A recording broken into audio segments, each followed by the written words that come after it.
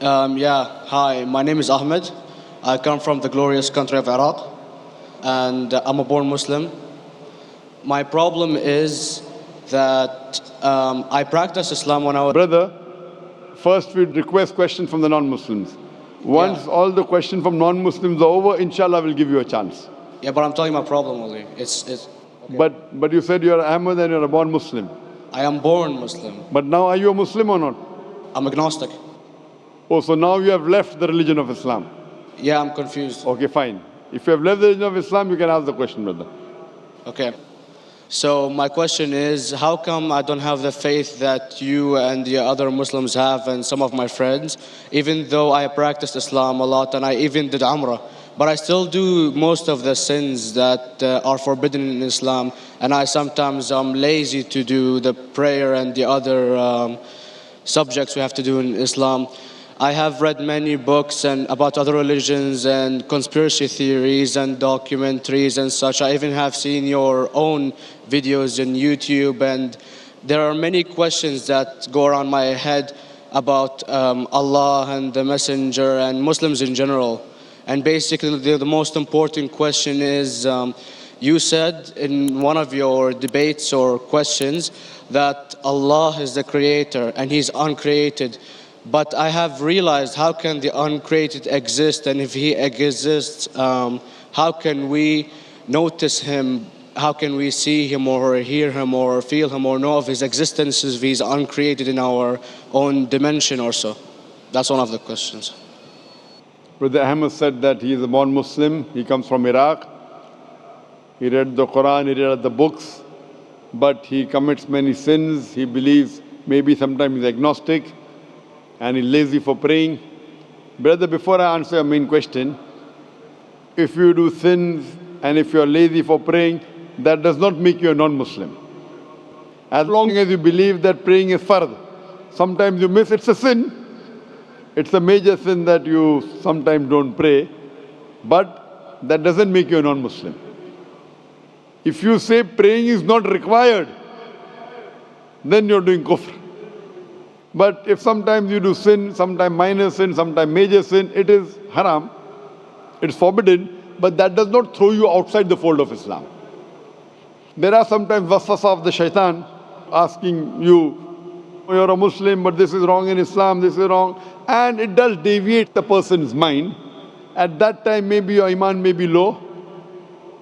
But these things should not make you consider that you're non-Muslim.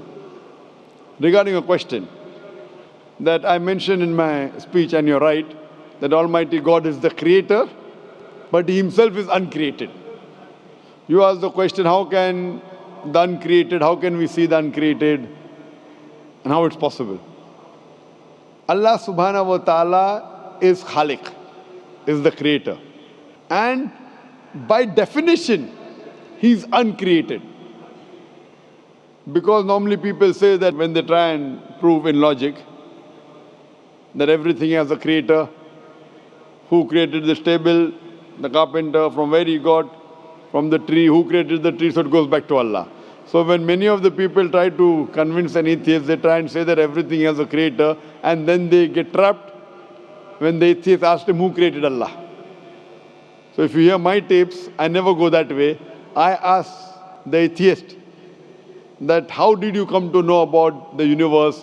How did you come to know about the functioning of the stars, of the sun? And he says, and goes back, that the creator. So it's the vice versa. So if you know how to deal with logic, you don't trip over this problem with the atheist trap, the Muslims or the believers, by saying who created Allah. By definition, Allah is uncreated. And if you ask the question, who created Allah? If you have heard my tapes, I give the reply. That suppose a person comes and says that my brother John. Yeah, I know, I saw that, I heard that's funny, but I mean, how does He exist if He's uncreated? Not that is Allah. created. Yeah. That's the difference between you and Allah. How does He exist means He was existing. He doesn't have a beginning. You and I have a beginning, that's human being. So that is the difference between us and Allah. You can't say that Allah has to be like us. If Allah is like you and me, why should we worship Him? I see, but have you heard of the phenomenon, the Big Brother, used by various orders and political agendas to control the people and such by implementing it into multiple gods, and then later on it became a monotheistic religions all over the world to make it easier for Big the Brother, people to... sorry, I've never heard of the religion Big Brother. It's not a religion, it's like a theory, an idea, basically. For What does it say? Yes? What does this idea say? What does it say? Is that when you have a big brother, it's easier for you to live life. When you have someone watching you the whole time, understanding you the whole time, protecting you the whole time, being with you the whole time, and you can talk to him, although he never talks to you back, maybe in your dreams, due to your mind and such, it's easier for you to live. While a human who does not have a big brother and is not easily controlled into doing so and is having complete freedom is a danger for the major ruling powers and such. What does this say? I don't understand. Big Brother may be the Big Brother may not be the... What does it have to do with Islam and God? What does it have to do? Because basically Allah is watching you the whole time. So you want to say that Allah is like a Big Brother? Indeed, you use him for your protection so you won't be scared. You know what I mean? See, this is the hypothesis. Hypothesis. If you have heard, how do I convince an atheist? If you have heard my answer, that you said that you're agnostic, you're atheist. Yeah. So first thing I do to an atheist is I congratulate him. What? I congratulate him. Have you heard my answer of atheist? Yeah, you congratulate them and stuff. But I haven't seen your debates with the atheist. I just saw your answers on some questions. Fine, so you haven't seen the answer of atheist? No, but I've seen your debate with David William Campbell. And that's William Campbell is not an atheist. Yeah, yeah. Now, when an atheist tells me he does not believe in God like your theory of Big Brother, yeah, and if you believe in that theory, I will ask you, first thing I do to the atheist, I congratulate him. You know why? Yeah, because they think and they don't follow what their parent does and such stuff like that. No. I congratulate him because he is not doing blind belief. The other people are doing blind belief. He is a Christian because father is a Christian. He is a Hindu because father is a Hindu. Most of the Muslims are Muslim because father is a Muslim. He is thinking. He says there is no God. He has said the first part of the Islamic Shahada, La ilaha. The reason I congratulate him is because he has said the first part of the Islamic Shahada, Islamic Creed, La ilaha. The only thing I have to do is illallah, which I shall do inshallah. So if you have heard my answer, an atheist becomes an atheist because he believes in science, he believes in logic. Or I ask him that if an equipment is bought in front of him, which no one in the world has ever seen, and if the question is asked, that who will be the first person who will be able to tell you the mechanism of this new equipment? What is the answer? Of course, he's going to tell you the producer or the maker of this equipment. Creator, producer, maker. So when we ask him questions that how did this universe come into existence, he will talk about the Big Bang. This what we're going to talk is already mentioned in the Quran 1400 years ago in Surah Anbiya chapter number 21 verse number 30. Avalam yaral lazina kafaru anna samawati wal arda kanat ratkum fataknahuma. Do not the unbelievers see that the heavens and the earth were joined together and we clove them asunder. This what you came to know 50 years back is mentioned in the Quran 1400 years ago. Who could have mentioned that? Well, in various civilizations in like 2000 or 5000 BC before Islam came or Christianity itself, there was various civilizations that are good in astronomy and they know more about our solar system than we do now, sadly. Brother, your knowledge of science is little, not in-depth. I do agree. There are certain things which were known as hypotheses. For example, we came to know, we were proved that the earth was spherical in 1577. I know that in 6th century BC, there were Pythagoreans who believed that the earth was spherical. But the same Pythagoreans who believed the earth was spherical also believed that the earth was the center of the universe, which is wrong. You show me one civilization which believes 100% what the Quran has mentioned. I challenge you. What you say, so do you mean to say there was a person who said, okay, this civilization, out of 100 things, these 2 things are right. Out of 100 things, these 5 things are right. Out of this 100, and picked and chose. Who can do that? No one besides the Creator. Even if you know that there were 10 different civilizations, hundreds of civilizations, there is not a single civilization that you know in the past which knew 100% of science what we know today. So where is your logic? Where is your theory? I do know that certain things were hypotheses, which were proved later on. But there is not a single civilization which knows everything what is mentioned in the Quran. So the answer goes back to the original question, who could have collected this in the Quran?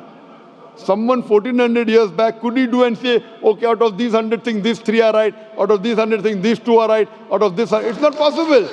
Mathematically, it's not possible. Well, you never gave the idea of extraterrestrials or so. I mean, knowledge is power, and... Brother, I'm asking a simple question. We are not come here to have a debate. Yeah. I'm asking you a question. Point out a single civilization. You're asking something else. Yeah. We are not here to discuss. You can come in the room and discuss. You ask a question, I'm giving you the answer. You gave about old civilization. I told you you're right. But out of 100 things, 98 they were wrong. So I'm asking you, who could have mentioned this in the Quran? You're talking something else now. Yeah, well, I'm asking a simple question, 2 plus 2 equals how much? You're saying, I'm telling you 3 multiplied by 3 is how much? I'm asking a name, you're telling that where do you live? I'm asking a simple question, name me a single civilization which has everything what was mentioned in the Quran. Do you know of any or not? Yes or no? Well, not everything, of course. Even not 10%. Why? Babylon knows of most of the planets and such. Planet is not the only thing mentioned in the Quran. There are 1,000 things mentioned in the Quran. To say what 1,000 things are mentioned in the Quran, 10% would be equal to 100 things. Did Babylonian civilization knew about 100 things mentioned in the Quran? No, because they don't have the They knew 5 or 6 things. In percentage wise, very small. So, of course. Who can be the author of the Quran besides the creator to know what is right, what is wrong? Today, science has established the hypothesis mentioned by Babylonian so many centuries back is today proven. So these were hypotheses in the past, which out of them many have been rejected, some have been accepted. So to collect all which is 100% correct has to be from the creator and no one else. Hope that answers the question. Yeah. And there you have it, a profound answer to a powerful question. If God is uncreated, then how can we truly feel or experience his existence? Islam doesn't shy away from these questions. In fact, it welcomes them. The Quran repeatedly invites us to reflect. Indeed, in the creation of the heavens and the earth, and the alternation of the night and day, are signs for people of understanding. Surah Al-Imran 3:190. Allah does not expect blind faith. He gives us signs, ayat, in everything, in the birth of a child, the vastness of the universe, the laws of nature, the conscience within our hearts, and most powerfully, the Quran itself, a book unmatched in language, preservation, and truth. God being uncreated is not a limitation. It is his perfection. Everything created is dependent, but the Creator, he is Al-Ghani, the self-sufficient, and Al-Awwal, the first, who was never born, never caused, and never ends. You see, just as our physical senses detect the material world, our hearts and minds are designed to detect something deeper, truth. And Islam aligns that truth both rationally and spiritually. Think about it. Could all this order and complexity emerge from nothingness? Could the intellect itself be an accident of chaos? Could the innate longing we all feel for meaning, peace, and justice simply be biological flukes? No. These are all signs of something greater, and that something is not a thing. It is someone, Allah, the uncreated creator, the one true God. As Dr. Zakir Naik has repeatedly emphasized, we don't feel God by touching him. We feel him by witnessing his signs, studying his words, and submitting our hearts. So what do you think? Let us know in the comments. Do you believe the signs of God are clear, or do you still have questions? And if you're on that path of reflection, subscribe to the Ummah Unboxed YouTube channel for more deep answers, Islamic reflections, and real dialogue. Like this video if it gave you something to think about. Share it with someone who's searching, a friend, a skeptic, a seeker. And don't forget, whoever Allah guides, none can misguide. And whoever he allows to stray, none can guide. Thank you for being here. May Allah guide us all to what is true and keep our hearts firm upon it. Assalamu alaikum wa rahmatullahi wa barakatuh.